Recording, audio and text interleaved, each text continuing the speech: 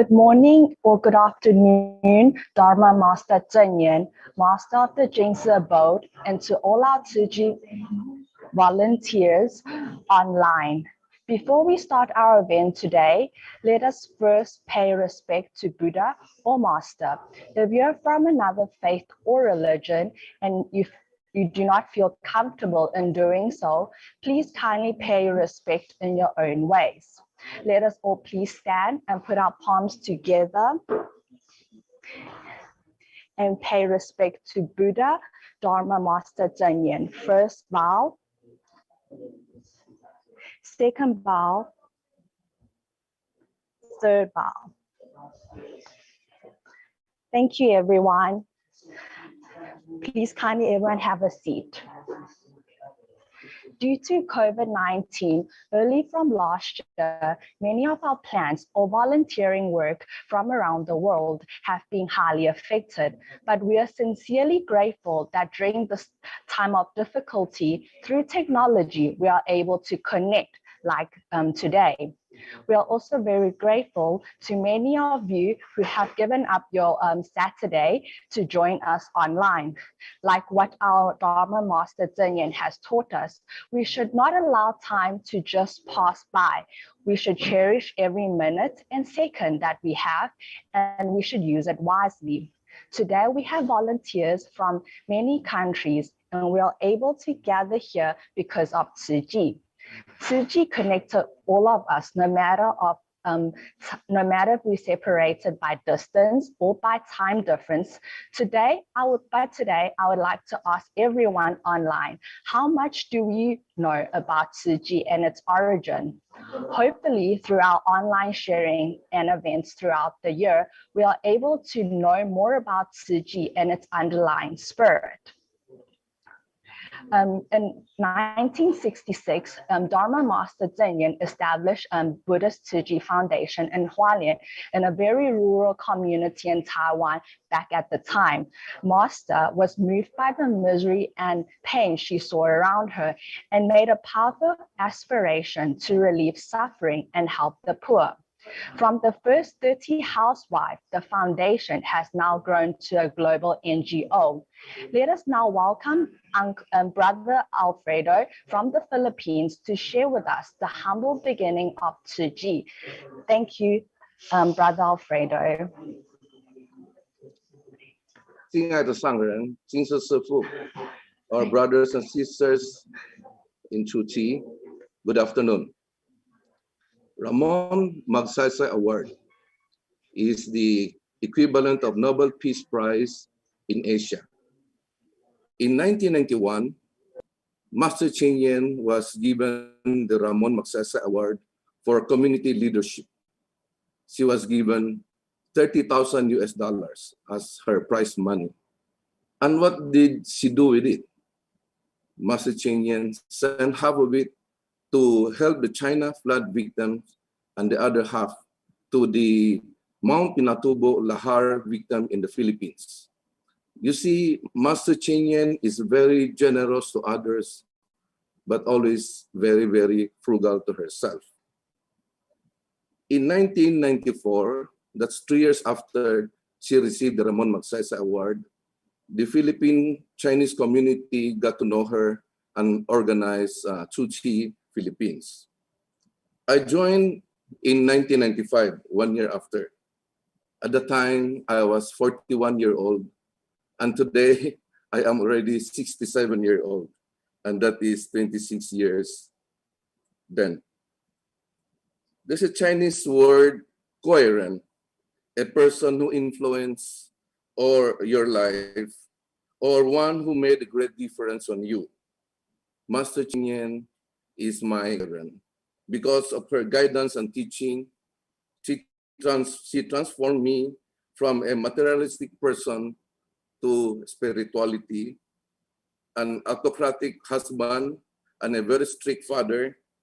And Master Cheng Yen really changed me to become a caring father.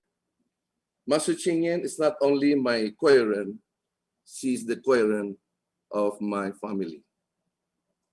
Our humble beginning, from a wooden hut 5 disciples, and 30 housewives, Chuchi has spread to more than 60 countries now, and had given assistance and aid to more than 100 countries worldwide.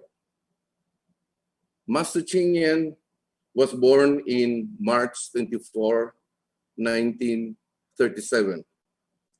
She's a very filial daughter, but Master Ching Yen was adopted to a relative, and I would like to share with you a very touching story, which really had a very strong impact on me. At age 15, Master Ching Yen's adopted mother developed ulcer, and the doctor said she had to be operated. And at the time, in 1950 plus, the medical technology was not that good yet. And she was told, and the doctor said, the chances is 50-50. And you know, Master Ching Yen really prayed very hard and sincerely to Bodhisattva Kuan Yin. And you know, at her tender age of 15, she made 2 great vows. First vow is to become vegetarian, so that the merit of no killing, of saving lives, could be transferred to save her mother. And she made another vow, that is, the second vow she made is she would like to transfer 12 years of her life, to shorten her life for 12 years and transfer that to her mother. You know, she I believe, touched heaven, because she, in 3 successive nights, she dreamed of the same dream. Bodhisattva Kuan Yin coming down, giving her a packet of medicine. She brewed it and served it to her mother. 3 successive nights of the same dream. And you know, I don't know if it is a miracle, but to me, I believe in it. The mother got well without surgery. And in the end, she lived up to age 90 plus. Really, I believe Master Ching Yen's sincerity, filiality, and great vows touch the heart of Bodhisattva Kuan Yin. Why am I so touched, impacted by this story? Because it also happened to me. When I was little, I vowed that one day when I grew up, I will repay my parents for giving me life and also nurturing me. But at my age 32, an accident fire in our house, my mother went in to save my father and they never came out. I was very, very impacted with what happened, because that was my life's goal, to repay them. But what happened is I have lost my life's direction. And when I met Master Ching Yen, I don't know why I keep on crying, because I saw her as a second mother, my spiritual mother.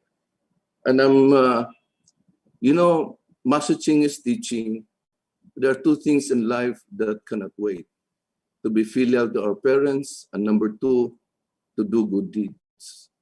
I could not be filial to my biological parents anymore, because they are gone.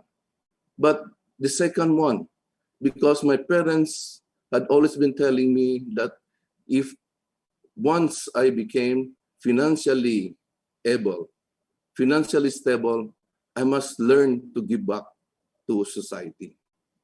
And so, in following Master Ching Yen and doing Chuchi work, we are helping the less privileged in our society. And I'm sure my parents, if they are looking at me now, they will be smiling and be nodding with affirmity that I am also being filial to them. The next one is Master Ching Yen was ordained as a nun in 1963. Let me share also this remarkable story of her ordination.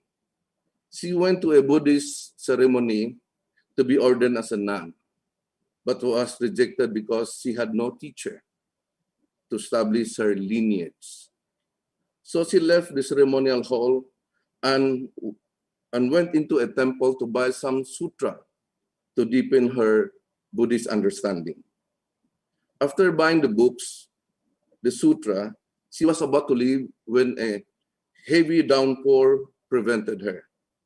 There she met her teacher, Master Ingson, who seldom accepts disciples.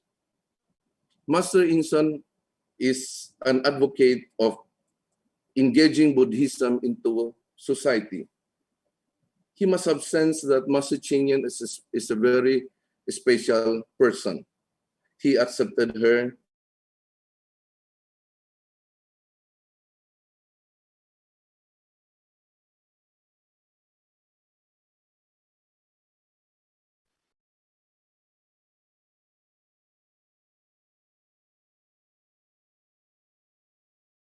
for all beings. Then he sent her to the ordination hall to be ordained. Master Ching Yen established Tzu Chi Foundation in 1966. It all started from a pool of blood. One day, Master Ching Yen went to a hospital to visit a friend. And when she entered the lobby, she saw a pool of blood. So she asked around what happened. And people told her that an Aborigine woman, 8 months pregnant, bleeding, was carried by her relatives from the mountain, 8-hour trip to the hospital. And when they arrived there, the doctor said she had to be operated. But they have to first pay a deposit of 8,000 Taiwan dollar. The Aborigine has no money, so they carried her back. They carried her home. What happened to her, we don't know. But Master Ching Yen was very, very sad. 2 lives, the mother and the baby, for 8,000 Taiwan dollars. And Master Ching Yen made a vow that one day she will put up her own hospital, save life first, money later, or not important. So that pool of blood, you know, people, ordinary people like me, I am also touched by many things, and I also promise that I will do something. But when I go to sleep the next morning, I forget all about it. But Master Ching Yen is very different. But today, if you will look at, she made that vow, and today we had already many, many hospitals. She had already established 7 hospitals in Taiwan. Could you please show this hospital? These are not small hospitals. It's 800 bed, 1,200 bed hospitals all over Taiwan. And not only does it is the hospitals in Taiwan, it's also went to the US, it's also in Indonesia, and also in the Philippines. We have established an eye center wherein we had been doing cataract surgeries, glaucoma, retina detachment, all these things for the past 12 years, and we never charged the patient a single cent. So where does the funds come from? When she announced her intention to build a hospital, a modern hospital in Hualien, everybody discouraged her. It is a mission impossible.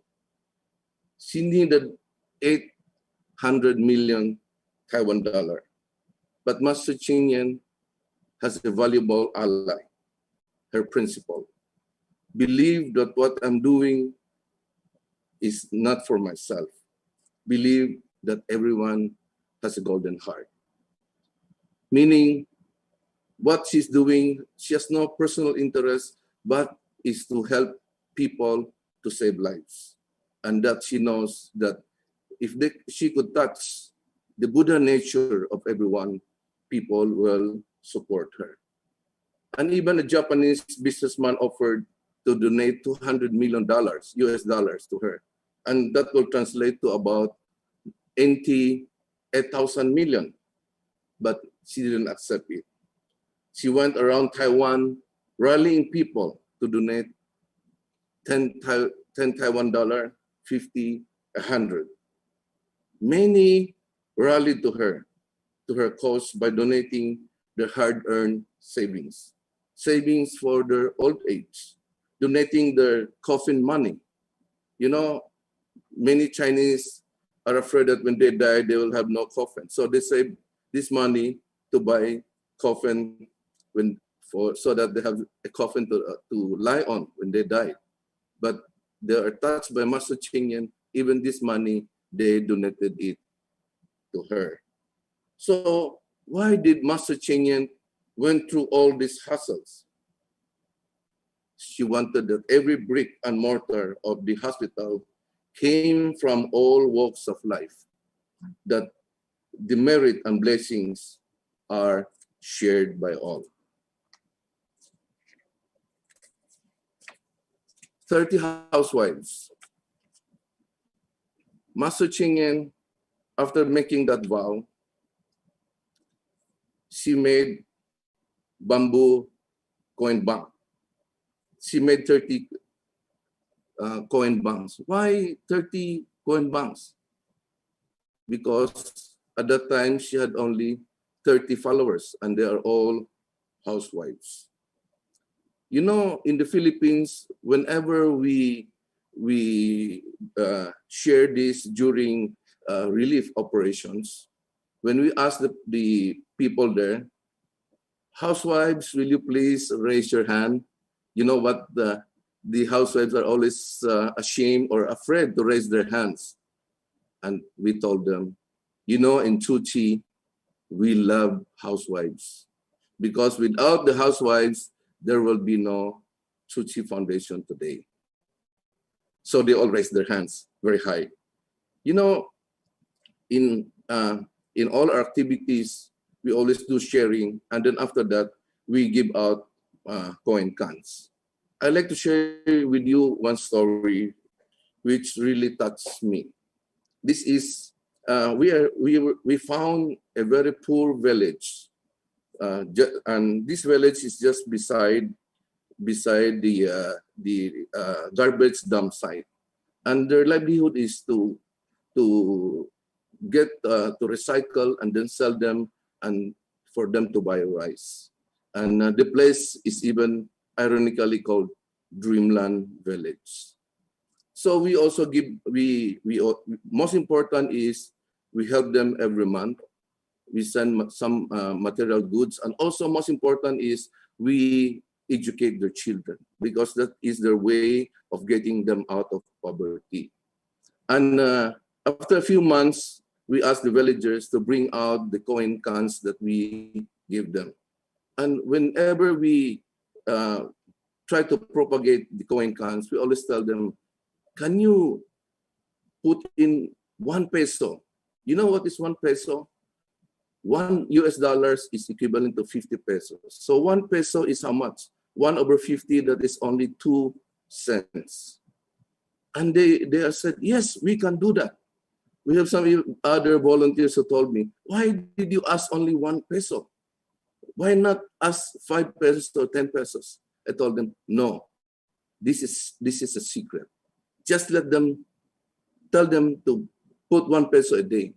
So when all the villagers with their coin cans, and then they all line up, I asked our staff to bring out a jar, a clay jar. And they brought 2. And I was not even happy. I even reprimanded this. I told them, why bring 2? The 1 will not even be filled up, you know. But And, actually what really happened was 2 jars were all filled up, overflowing with the coins from the villagers. I was so ashamed. This taught me a lesson that never look down at the poor people. Love and gratitude is the powerful force. So I'd like to share with you this secret. 1 peso. You just tell them 1 peso, but actually they will put 5, they will put 10, they will put 20, they will even put 50 pesos. That is a secret, please. Don't share it with others. Just joking. And actually, what is the power? Where is the power of Chuchi? The power of Chuchi is giving with a pure heart, with sincerity, without expecting anything in return. At the same time, to be grateful. That is the power of Chuchi Foundation. So, Master Ching Yen is a revolutionary. Her temple, I was very, very touched with knowing that the award, when we go to the award, there is no donation box.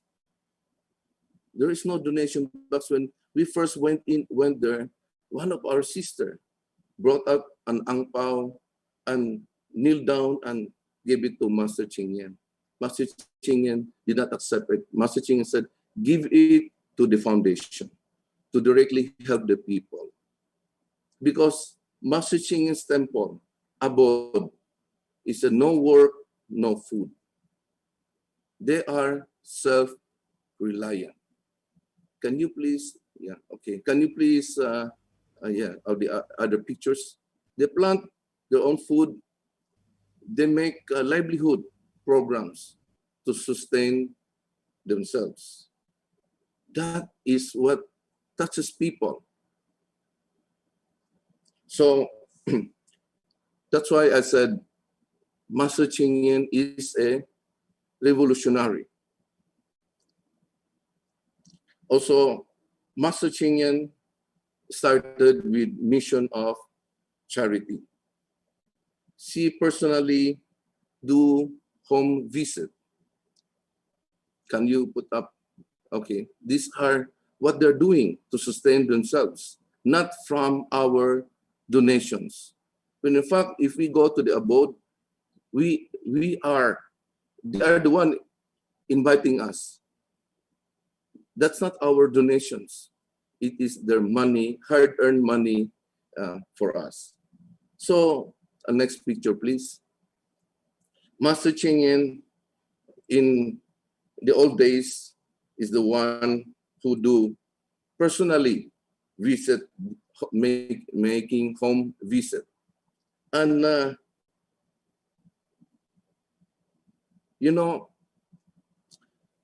I would like to share with you something also.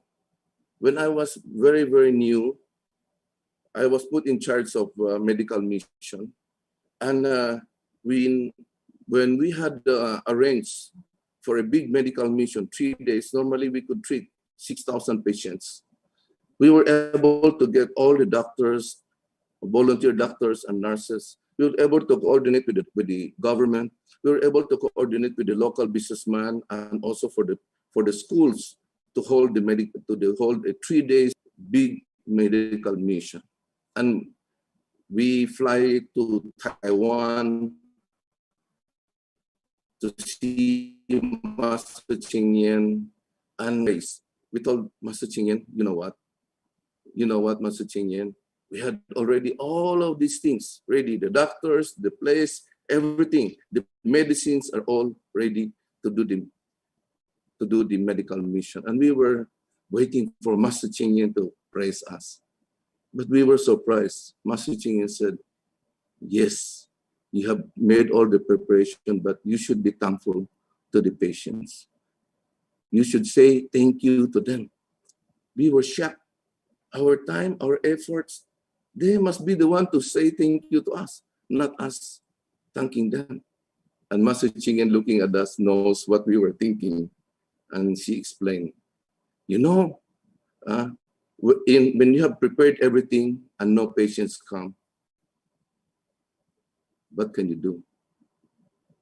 Who should thank who? And when the patients come, they have to line up all the way to be able to see the doctor and to get the medicine or to be operated. Who should thank who?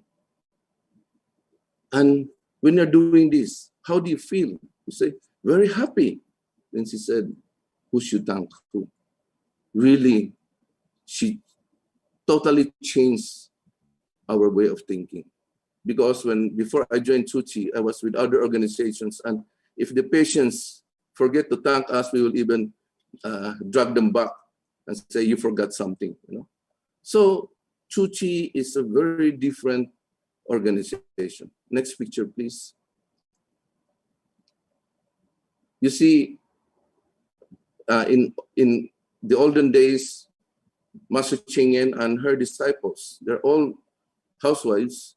They go around Taiwan to personally visit the beneficiaries. And this is a very classical picture. You couldn't find Master Ching Yen there, but she was there. Why? Because she's the one who took the picture. So Master Ching Yen's, could you have the next picture, please? Master Ching Yen's told us that two things that we are not allowed to do in all our activities: no politics and no religious conversion. We can only do one thing, that is spread the seeds of love. And the Tsuchi mission is 4 missions and 8 footprints. And what are the 4 missions? This is the charity, medicine, education, and humanistic culture. Philippines is quite unique. Do I still have time? Or I have over? You still have time, Uncle Alfredo. Okay. In Philippines, we are quite unique because most Tsuchi branches all over the world always starts with charity. And Philippines is unique because we started with medicine, because this is the need of our country. Most people, the poor people, are sick. When they are sick, they have no money to go see a doctor or to buy medicine. So I remember when we started, we adopted the hospital, and we go there twice a week, and then we go from room to room, from ward to ward, and then checking at the patients. If they have the prescription forms from the doctors, but they don't have the money to buy the medicine, or they are to be operated, and they don't, the hospitals don't have all the supplies, and the patients is asked to buy the supplies, and the patients don't have the means to do that, we are the one who get them, and we buy it and give it to them.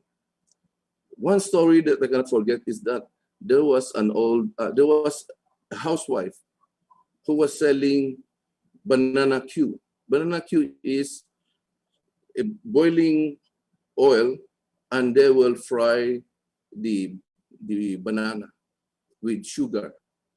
But we don't know what happened.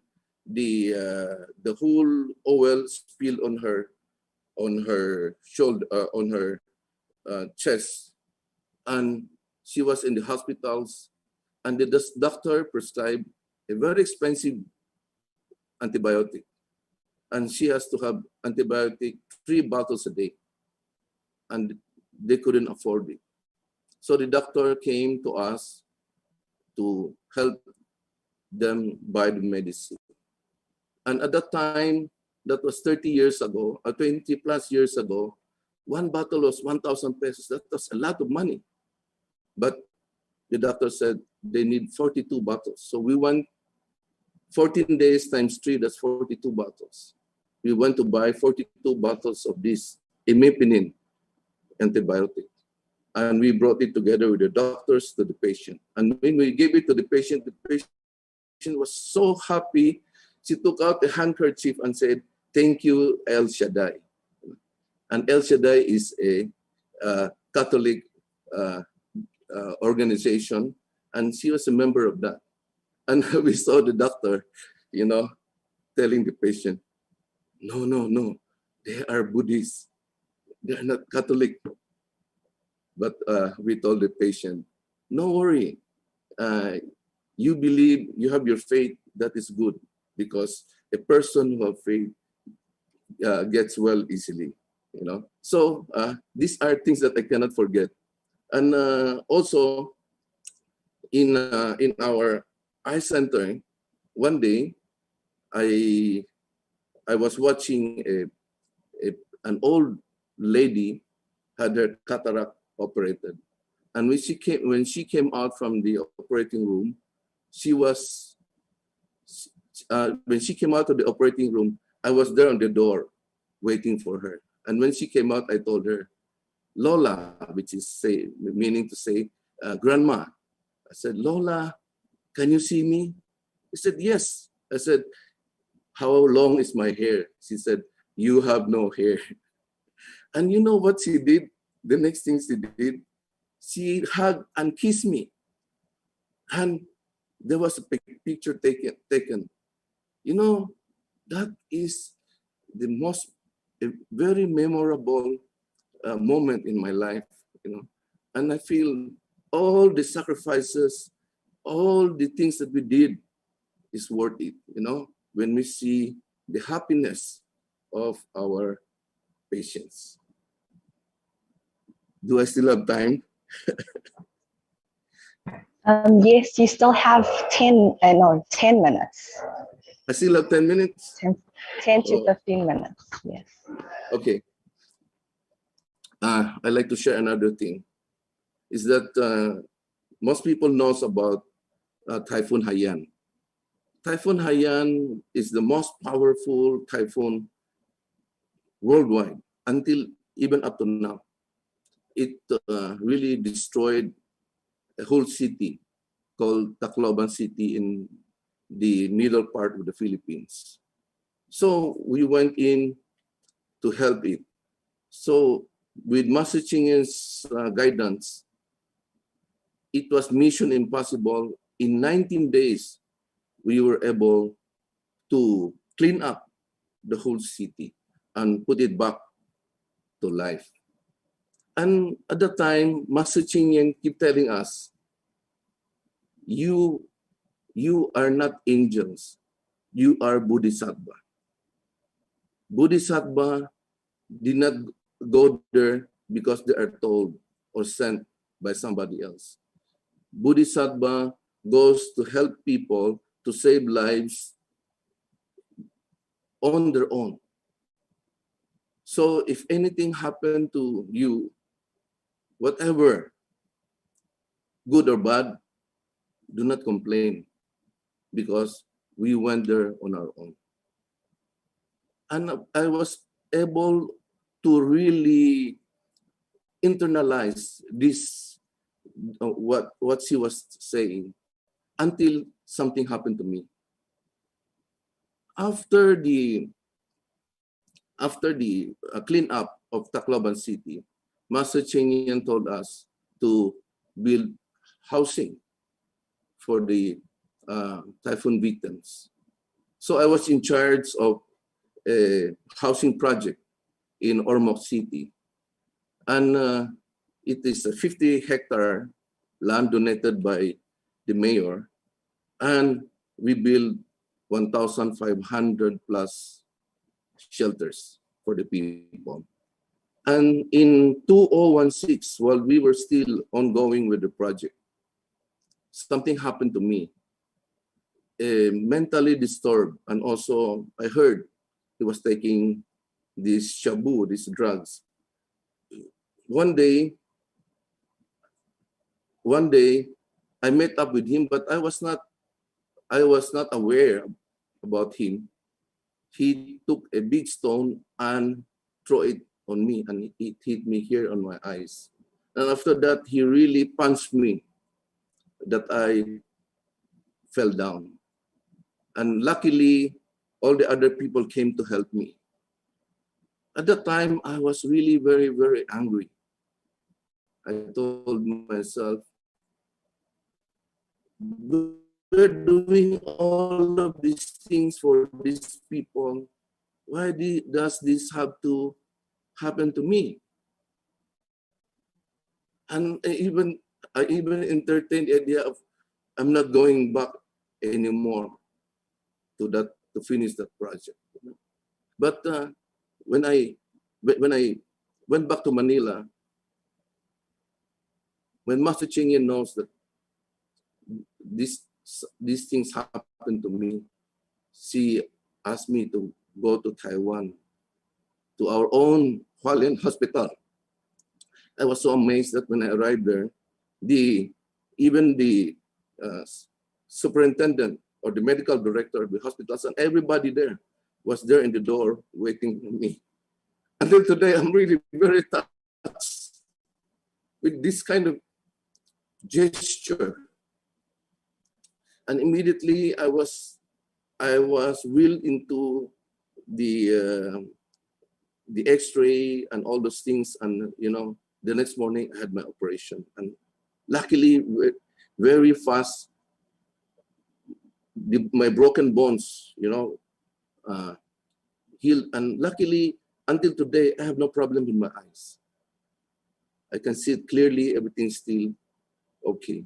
And I keep reflecting on what happened, and I realize, I don't know why Master, before that thing happened, Master Ching Yen keeps talking about it, that we are blue bodhisattva, not blue angels. And anything happened to us, we should not complain, because we went there on our own accord. Nobody invited us. And with that, my mind, my thinking changed. Nobody invited us to go there. So I went back to Ormoc City. Together with our brothers and sisters, we finished the project. Today, we have about 6,000 residents living there. And they are donating monthly pledges through their coin cans. Many had changed their bad habits. These are worth it. If we did not go back, we won't have what it is today. So with that, I think I've shared too much. I've talked too much. And thank you for listening. Thank you very much. Okay. Thank you so much, Brother Alfredo, for your wonderful sharing. Master Ching Yen, through your stories, we were able to learn, Master Ching Yen made a vow 55 years ago. She wanted to relieve all the pains and sufferings in this world. Until today, she was still able to follow her vows, no matter what kind of challenges she encounters and faces. And then she is so devoted in the path of Tzu Chi, and then she follows her vows every single day, every minute, every second. And then through Brother Alfredo's sharing of the bamboo bank, we were able to learn that one small action, like 1 peso that we have, maybe if we donate it, it may not affect us, affect you or me, but if we gather all this peso from everyone, we can actually make a difference in someone's life and give them hope. So Tzu Chi started from a humble start, and then now to a global humanitarian charity organizations. And over the years, the foundation has been contributing to a better social